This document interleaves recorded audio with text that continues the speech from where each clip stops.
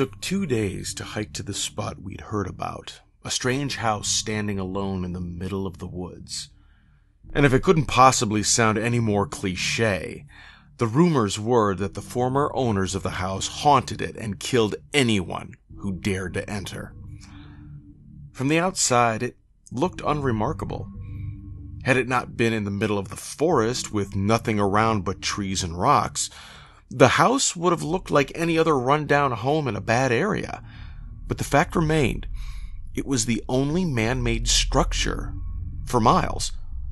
Why, let alone how, anyone could haul construction materials through the inhospitable wilderness to build the place was beyond my or my boyfriend's understanding. Being journalists for the high school paper, we came armed with our notebooks and tablets. John tried to peer through the windows, but there was nothing to see. The windows were smoked out. It looked like there had been a minor fire inside at some point. The front door was locked, but around the back, there was a rusted-out hole in the cellar door. It was just wide enough for John to fit through. No way my boobs were getting through that hole unless I did more squashing than I was in the mood to do. No, it was okay. John would go through and open the front door for me. After a bit of squeezing and cursing, John made his way into the cellar. Looking at the ragged, rusty metal he'd just forced himself through, I'd wonder when he'd last gotten a tetanus booster. With a shudder, I made my way over to the front of the house and waited for him to let me inside.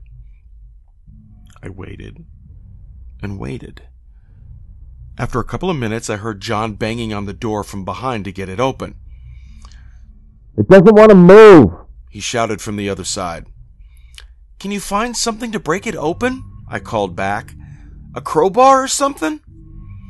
The banging stopped as he looked around. More waiting. Out of the corner of my eye, I saw a doe and her fawn.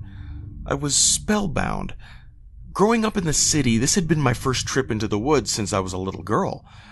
I'd never gotten to see a deer in real life. I carefully moved in the direction of the animals, crouching low so I didn't frighten them, and held out my hand. The ears of the deer perked up and they watched me intently, trying to determine if I was a threat. In my head, I was pleading with them to come over. "It's okay, guys," I whispered sweetly. "It's okay." I held my breath as the fawn stepped toward me. It was so close. The mother wasn't stopping it as it got nearer and nearer. So close that I could see my reflection in its wide, inquisitive eyes. A massive bang sounded from behind me, making me jump and sending the deer running for their lives. "God damn it, John!" I yelled, turning around. "You scared them off!" I stopped talking and froze. The door had flown off its hinges onto the front steps. In the doorway stood a thick, bulbous, corpse-like man.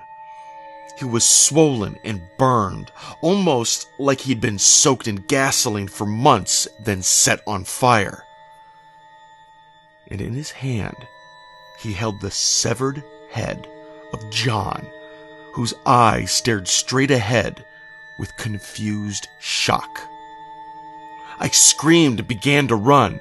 "Stay away from our home!" Came a voice so loud and powerful it caused me to stumble and fall.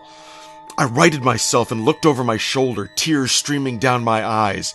There was another thing now, a woman standing shoulder to shoulder with John's murderer, her mouth open, and she bellowed, "And don't fucking come back!" She lumbered down the steps and picked up the door. She carried it back up, and before she set it back in the remains of its frame, the husband took John's head and threw it in my direction.